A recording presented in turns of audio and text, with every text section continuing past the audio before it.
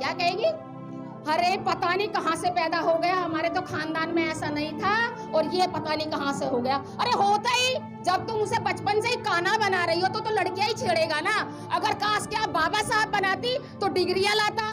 पढ़ाई करता है औरतों के मुंह से कि भगवान ही सब कुछ देने वाला है। भाई उसकी दिन रात पूजा करी, आरती उतारी, नहलाया धुलाया, पोछा लगाया उसके मंदिर में, तो वो अपने भक्त को कुछ नहीं देगा? आप भी इस बात को मानते हैं कि मंदिर के अंदर कुछ नहीं धरा है, जो धरा है वो शिक्षा में धरा है। मनुवादी लोगों ने उनके साथ लाठी चार्ज किया और उनको मारा पीटा, हमारी महिलाओं के सिर फोड़ दिए, पैर तोड़ दिया। तो आप देख लीजिए वही दोबारा युग।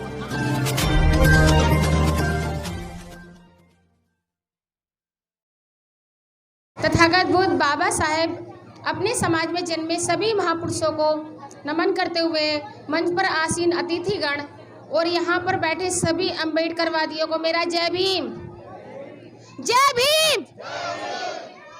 अब लगा कि यहाँ पर अम्बेडकरवादी बैठे हुए हैं, क्योंकि जब तक आस पड़ोस में पता ना चल जाए कि यहाँ पर जय भीम वालों का प्रोग्राम चल रहा है तो कैसा प्रोग्राम।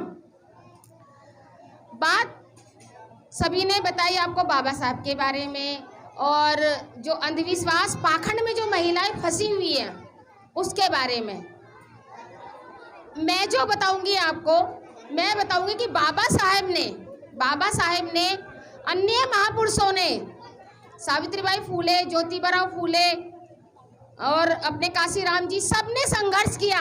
किसके लिए? आप लोगों के लिए। बाबा साहब ने संघर्ष करके संविधान लिखने का, जब बाबा साहब से संविधान लिखवाया तो सबसे पहले आप लोगों का बाबा साहब ने ध्यान रखा कि मेरा जो दबा कुचला समाज है मैं उसको बैसाखी देने का काम इस संविधान में करूंगा। और आप लोगों को बैसाखी दी, बाबा साहब ने आपको अधिकार दिए हर चीज में। जो जनरल वालों के अधिकार है उनके बराबर खड़ा होने का अधिकार बाबा साहब ने आपको दिया। लेकिन एक अधिकार बाबा साहब ने आपको स्पेशल दिया था, ये कहा था कि जितने भी अधिकार मैं इनको देकर जा रहा हूं, जितने भी अधिकार मैं संविधान में देकर जा रहा हूं, जो इस देश की सत्ता पर जो काबिज होगा वो हक अधिकार रखता है उन अधिकारों को खत्म करने का, चाहे वो किसी भी तरीके से खत्म करे।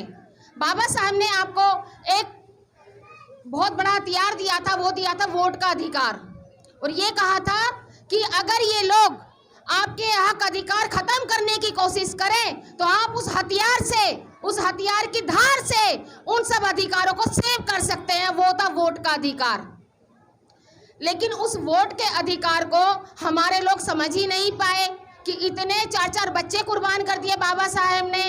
सावित्रीबाई फूले ने बच्चे पैदा नहीं किए, सिर्फ किसके कारण? आप लोगों के कारण। और उस अधिकार को आपने क्या किया कि उन गलत हाथों में ही सौंप दिया। जिनके बराबर में खड़ा होने का अधिकार बाबा साहब ने आपने दिया, उसी हथियार को उनको सौंप दिया। और देखो सत्ता पे कौन आ गया? मनुवादी लोग। कौन बैठे हैं? मनुवादी लोग। और वो क्या कर रहे हैं? वो आपके वोट के अधिकार का फायदा उठा रहे हैं सत्ता में आकर, और क्या कर रहे हैं? आपके संविधान को धीरे धीरे खत्म कर रहे हैं, संशोधन कर रहे हैं कानूनों में, और आपको पता भी नहीं चल रहा है। जो हम आरक्षण आरक्षण चिल्लाते हैं ना, सिर्फ चिल्लाते ही रह जाएंगे, क्योंकि वो हमारे अधिकार खत्म कर रहे हैं। और हम कह रहे हैं कि आरक्षण को हाथ लगा के दिखाओ। निजीकरण कर दिया। निजीकरण का मतलब है कि जितनी भी सरकारी नौकरियां हैं उनको सबको एक ठेकेदार को दे देंगे, और वो ठेकेदार मनमाने तरीके से उस पर आपकी पे, जो तनख्वाह कहते हैं जिसको, उसको लागू करेगा और आपसे 12 से 14 से 15 घंटे भी काम करवा सकता है, क्योंकि वो ठेकेदारी में चली गई, प्राइवेट में चला गया। कोई भाई यहाँ पर प्राइवेट में करता होगा तो आपको पता होगा कि मनमाने ढंग से काम करवाया जाता है। अगर 20,000 आपको देता है तो 50-60 हज़ार का काम आपसे करवाता है वो महीने में। यही काम अब सरकारी नौकरियों में भी होगा। अगर उसमें ये भी है कि वो 5 साल आपसे काम कराएगा, अगर आपको आपका काम उसको पसंद आ गया 5 साल तक, उसके बाद वो चाहे तो आपको हटा सकता है कि भाई आप काम करने लायक नहीं है, ठीक नहीं है, क्योंकि 5 साल बाद वो आपको पक्का कर सकता है। लेकिन वो पक्का करेगा क्यों? जहां उसका 10,000 में काम चल रहा है तो 25,000 30,000 क्यों देगा आपको? तो वो तो हटाएगा ना। तो इस तरीके से हमारा संविधान खत्म किया जा रहा है। संविधान की तो चलो बात छोड़ो, वो तो खत्म हो ही रहा है। अब आते अपनी बहन बेटियों पर, आते हैं अपनी बहन बेटियों पर। आज आपने देखा होगा दिल्ली के अंदर हमारे समाज की, दलित समाज की बेटियों के साथ रोज रेप होता है, हर दूसरे तीसरे दिन रेप होता है और उनको न्याय भी नहीं मिलता। एक और उन्होंने उपाय ढूंढ लिया है कि आपकी बेटियों के साथ रेप तो करेंगे और उनको जला भी देंगे, सबूत भी खत्म कर देंगे। अभी दिल्ली कैंट का आपने देखा था, 9 साल की बेटी के साथ हुआ, उससे पहले 6 साल की बेटी के साथ हुआ, उससे पहले 2 जो लड़कियां थी, जुड़वा थी, उनके साथ हुआ। यहाँ तक बाबा साहब की प्रतिमाएं रोज टूट रही है। हैदरपुर में टूटी और तुड़वाने वाली कौन थी? यही आम आदमी पार्टी की विधायक, उसने तुड़वाया। इधर आपने देखा होगा भी 15 अगस्त के दिन हमारे लोग झंडा फहरा रहे थे बाबा साहब की प्रतिमा के यहाँ। कुछ मनुवादी लोगों ने उनके साथ लाठी चार्ज किया और उनको मारा पीटा, हमारी महिलाओं के सिर फोड़ दिए, पैर तोड़ दिया। तो आप देख लीजिए वही दोबारा युग आने वाला है कि आपको आजादी की सांस भी ये लोग लेने नहीं देंगे। सिर्फ किसकी वजह से? हमारी गलती से, क्योंकि हमने वोट गलत लोगों को दे दिया। क्योंकि अगर आपने कहावत सुनी होगी कि अपना जब मारता है तो छाए में गिरता है और जब दूसरा मारता है तो कहाँ गिरता है? धूप में गिरता है। तो वही काम आज हमारे साथ हो रहा है कि हमारा वोट भी ले लिया और हमारी बेटियों के साथ रेप भी होता है और हमारी बेटियों को न्याय भी नहीं मिलता।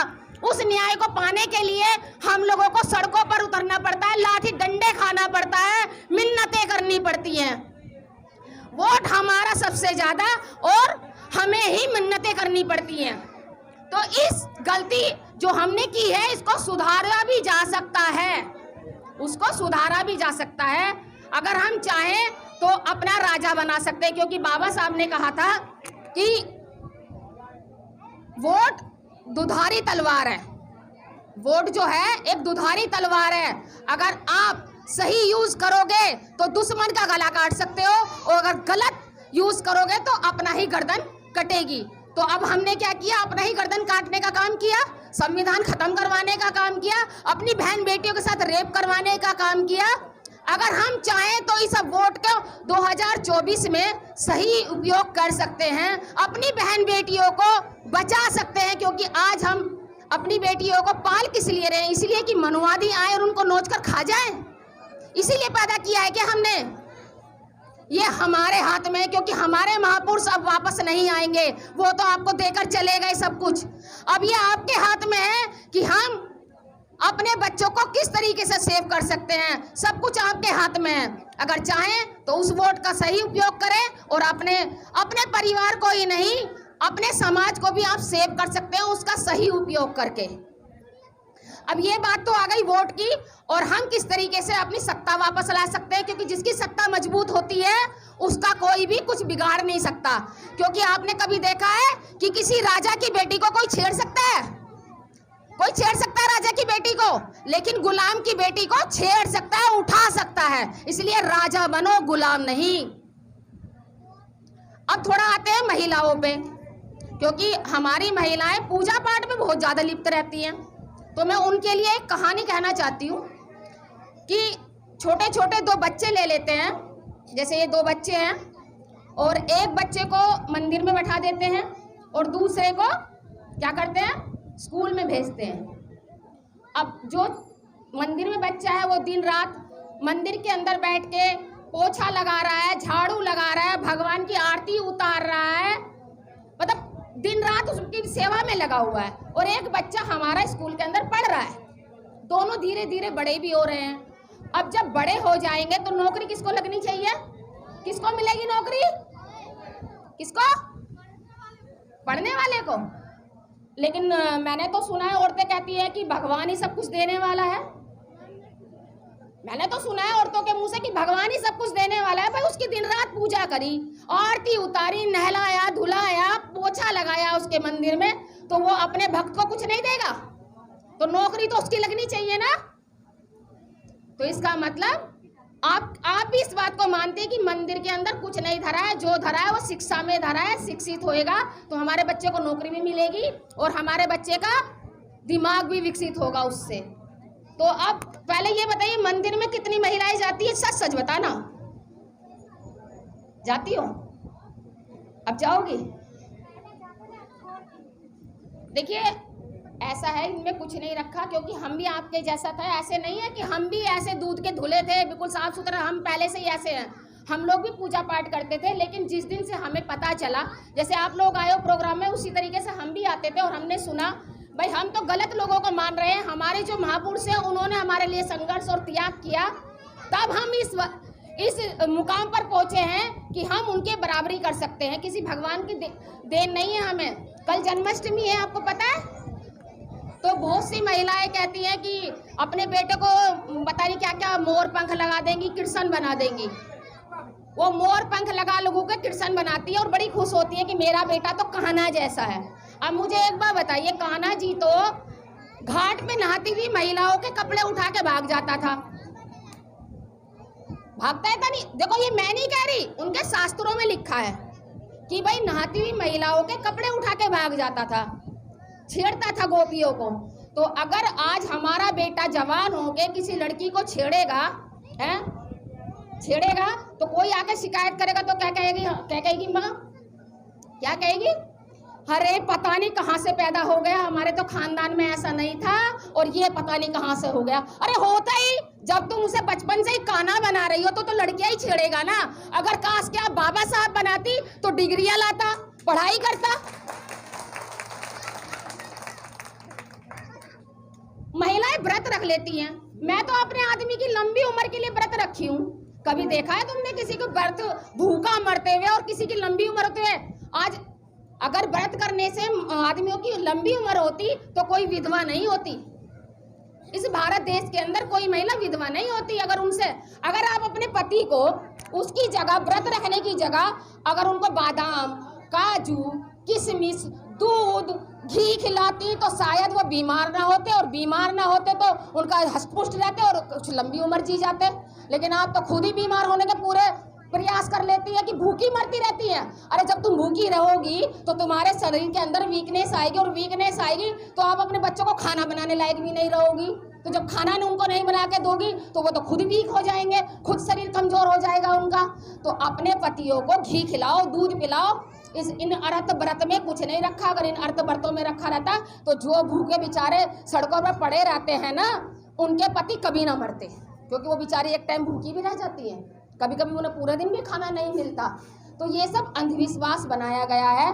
क्योंकि ये देखिए, अगर हम कोई कारोबार खोलते हैं तो उसको अच्छी तरीके से प्रचार करते हैं। किसी भी कारोबार को हम प्रचार करते हैं अच्छे से, तो वो उनका कारोबार है भाई, वो उल्लू बनाकर ही पैसा कमाते हैं। और उल्लू बनना न बनना तो वो तुम्हारे हाथ में है।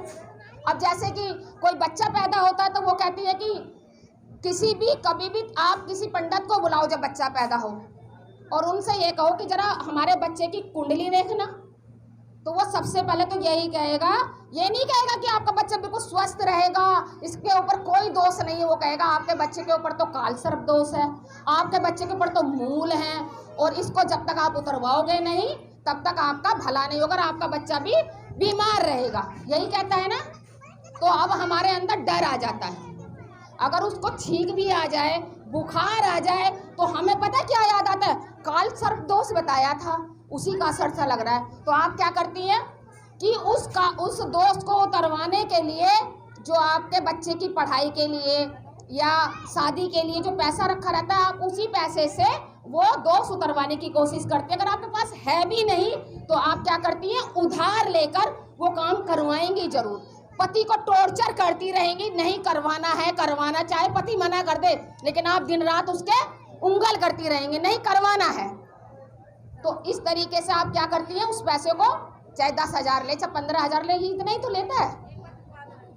तो वो वो पैसा जब आपका ले जाता है तो वो क्या करता है? उस पैसे से अपने बच्चे को एजुकेशन दिलाता है, अपने बच्चे को एजुकेटेड करता है और अच्छी उनको एजुकेशन देता है। फिर उनको अच्छी जो है आगे मतलब मतलब बढ़ाने के लिए बहुत उनको ये कराता है, क्या नाम, कोर्स कराता है। और कोर्स कराने के बाद उनके बच्चे अच्छी पोस्ट पे जाते हैं और आपके बच्चे कहाँ रह जाते हैं, क्योंकि आप अपने बच्चों को भेजती हैं वहाँ सरकारी स्कूल में, वहाँ मिलता है वो कटोरा, वो दलिया वलिया, खाना पीना। आप कॉपी रखना तो भूल जाएंगे, लेकिन कटोरा रखना नहीं भूलती, चम्मच रखना नहीं भूलती।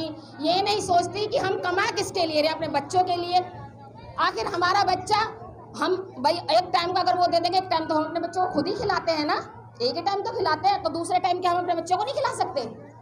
अपने बच्चों को उन कटोरों से मुक्त कीजिए, अपने बच्चों की किताबों पे ध्यान दीजिए कि कौन सी किताब इसको आज चाहिए, जिससे कि आपका बच्चा पढ़कर उनके बराबर मुकाबला कर सके। क्योंकि उनके बच्चे प्राइवेटों में पढ़ते हैं, अच्छी एजुकेशन लेते हैं, तो आपका भी फर्ज बनता है कि उनके बराबर आप भी करें। क्योंकि बाबा साहब ने कहा था कि एक रोटी कम खाना, लेकिन अपने बच्चों को पढ़ाना जरूर, क्योंकि शिक्षा वो शेरनी का दूध है, जो पिएगा वो दहाड़ेगा। तो अगर आपको अपने बच्चों को दहाड़ना सिखाना है तो पढ़ाना बहुत ज़्यादा जरूरी है। अब लास्ट में मैं सिर्फ एक कहानी कह के अपनी वाणी को विराम दूंगी कि हमारी महिलाएं ये कहती है कि पीछे से चली आ रही है, यही कहते हो ना कि पीछे से चली आ रही है। तो मैं बताती हूँ कैसे चली आ रही है। ये कहानी मैं ज़्यादातर महिलाओं को खूब सुनाती हूँ, अगर उनके दिमाग में बैठ जाए तो। अंधी अंधा थे, एक गांव था, उसमें अंधी अंधा रहते थे। अब दिखता नहीं था तो बेचारी रोटी बनाती तो हाथ वाथ भी जल जाते थे उनके, तो वो बेचारी गिन के रोटी बनाती थी, 4 अपनी और 4 अपने पति की। तो जब वो रोटी बनाती तो अंधी अंधा था तो दिखता तो था नहीं उनको, एक कुत्ता आता या बिल्ली आती, वो उठा के रोटी ले जाता। अब 3 कभी अंधी के हिस्से में आती और 3 कभी अंधे के हिस्से में आती। अब एक दिन अंधे को लगी थी बड़ी जोर से भूख, अब 3 रोटी उसके हिस्से में आ गई। तो अंधा गुस्से में बोला कि ये बता, जब तुझे 5 रोटी खानी होती हैं तो तू अपनी 5 ही बनाया कर ना, मेरी क्यों खा जाती हर दूसरे तीसरे दिन। अब अंधी बोली कि हर नास गए, तू ही खा जाता है मेरी हर दूसरे तीसरे दिन रोटी। अब अंधा बोला कि ये भी नहीं खाती, मैं भी नहीं खाती, खाता कौन है। अब अंधी अंधा था तो दिखता तो था नहीं, लेकिन ना उनकी थोड़ी सुनने की शक्ति ज़्यादा होती है। तो अगले दिन जब अंधी रोटी बनाने लगी तो उसने ऐसे कान लगा के सुना कि कोई जानवर आ रहा है और वो रोटी लेके जाता है। तो उसने एक उपाय सोचा, एक डंडा लाया और उस डंडे को लेकर बैठ गया चूल्हे के आगे और वो अंधी रोटी बनाई। तो उसने उससे आवाज़ करनी शुरू कर दी। जब आवाज़ करने लगा तो वो जो बिल्ली या कुत्ता जो भी आता था वो भाग जाता था डर के, तो उनकी रोटियां बचने लगी। अब उनके बच्चा भी हुआ, एक बच्चा हुआ तो उसके आंखें थी, अंधा नहीं था वो। तो बड़ा हो गया, बड़ा होने के बाद उसकी शादी कर दी। बहू आई, बहू जब आई रोटी बनाने लगी, क्योंकि उसने अपनी माँ को और पिताजी को देखा था कि माँ रोटी बनाती है तो पिताजी जो है वो डंडा बजाते हैं। तो अब जब उसकी बीवी रोटी बनाने लगी तो वो डंडा लाया, वो भी बैठ गया डंडा बजाने के लिए, जबकि वो अंधा नहीं था, आंखें थी उसके। तो अब उनके भी बच्चे हुए, उनकी बीवियाँ आई। तो जब उनकी बीवियाँ आई, उनके पति भी डंडा लेके बैठ गए, अब उनके भी बच्चे हुए। अब आई होगी मेरे जैसी पढ़ी लिखी, या शशि वाला जी के, या नीलम जैसी बोध जी के जैसी, या सोनू जी के, या आम में से जो पढ़ी लिखी हो, ऐसी बहू आई होगी परफेक्ट एकदम बोलने चालने वाली। जब उसका पति डंडा लेकर बैठा रोटी बनाने, तो उसने कहा कि ये बताओ, तुम्हारे घर की महिलाएं जब रोटी बनाती है तो तुम डंडा क्यों बजाने बैठते हो। तो बोला है मेरे को क्या पता, पीछे से तो चली आ रही है। तो उसने कहा कि जब पीछे से चली आ रही है तो अपने पिताजी से पूछो क्यों चली आ रही है। वो गया अपने पिताजी के पास, बोला क्या है मुझे क्या पता, तो पीछे से तो चली आ रही है। अब ऐसे ही करते करते वो अपने बाप के पास गया, जो अंधा बुढ़ा था वो बिल्कुल मतलब मरने हालत हो गया था, क्योंकि पहले के जो बड़े बूढ़े तो बहुत दिन तक जीते थे। अब सारे मिलके उनके पास गए, बोले कि ये बताओ कि हमारे घर में जो महिलाएं रोटी बनाती हैं ये डंडा क्यों बजाते हैं। तो उस अंधे ने कहा कि अकल के अंधो, हम दोनों तो अंधी अंधा थे, तो हमारी मजबूरी थी कि एक जानवर आता था, वो डंडा बजाते थे इसलिए कि वो रोटी खा जाता, तो उसको बचाने के लिए डंडा बजाते थे। लेकिन तुम तो आंख वाले थे, तुम जो डंडा लेके बैठ गए। तो यही हाल हमारे समाज का हो गया है कि कुछ पूछेंगे नहीं अपने घर वालों से, अपने पिता से, अपने दादा से, बस ढोए जा रहे हैं परंपराओं के नाम पे कि पीछे से चली आ रही है। तो पीछे से ऐसा चली आ रही है, क्या पता हमारे पूर्वजों की या हमारे माता पिता की या हमारे दादा दादी की कोई मजबूरी रही हो वो परंपरा निभाना, तो हम क्यों निभाएं? हम तो आंख वाले हैं ना, हमें तो पूछना चाहिए ना कि भाई हम ये कर क्यों रहे हैं। तो ये पीछे से ये चली आ रही है, ये ऐसे ही चली आ रही है, इसको छोड़ दो, इसमें कुछ नहीं रखा। त्योहार कुछ नहीं होता, क्योंकि तीज त्योहार अगर आपको मनाने हैं तो जिन महापुरुषों ने हमें इस लायक बनाया, जैसे बाबा साहब हुए, ज्योतिबा फूले हुए, सावित्रीबाई फूले हुई, माता रमाबाई हुई, जिन्होंने 4-4 बच्चों की कुर्बानी दे दी आपके लिए, तो उनके जन्मदिन पर त्योहार मनाओ ना, क्योंकि उन्होंने आपके लिए कुर्बानियां दी है, किसी और ने नहीं दी। और अगर आपको आने वाली पीढ़ी से गालियां नहीं खानी है ना, क्योंकि हमारे महापुरुषों ने जो दिया, हमारे बच्चे ये कहेंगे कि हमारे जो बाबा साहब या हमारे जो अन्य महापुरुष रहे वो तो आपको देकर चले गए, आप उनको तो बचा नहीं पाए, लेकिन जो उन्होंने दिया उसको भी गवा दिया, हमको देकर तो क्या जाते। तो हमारे जो आने वाली पीढ़ी है वो हमें गालियां देंगी कि हमें गुलाम बनाया गया। और इस गुलामी से अगर आपको हमारे बच्चों को आज़ादी दिलानी है तो सही वोट का अपना प्रयोग करना सीख लो। इस बार किसी लालच में मत फंसो और आने वाले 2024 में बसपा की सरकार ले आओ, क्योंकि अपना रहेगा तो अपना ही दर्द समझता है। इसलिए सब अब की बार अपना जो बनाना है सीएम, बहन जी को बनाना है, क्योंकि बहन जी की जब सत्ता आती है तो गुंडे मवाली खुद ब खुद जेलों में फंस जाते हैं। किसी बहन बेटी के साथ ये नहीं है कि एक दलित समाज की बेटी के साथ, किसी भी समाज की बेटी के साथ आंख उठाकर नहीं देखा जाता। उनका शासन बहुत ही अच्छा है, यहाँ तक कि जनरल के जो लोग हैं वो भी याद कर रहे हैं बहन जी को, और आज वो सपोर्ट कर रहे हैं बहन जी को। तो आज अपने लोगों के सपोर्ट की जरूरत है। इस बार अपनी सरकार बनाओ। जय भीम, जय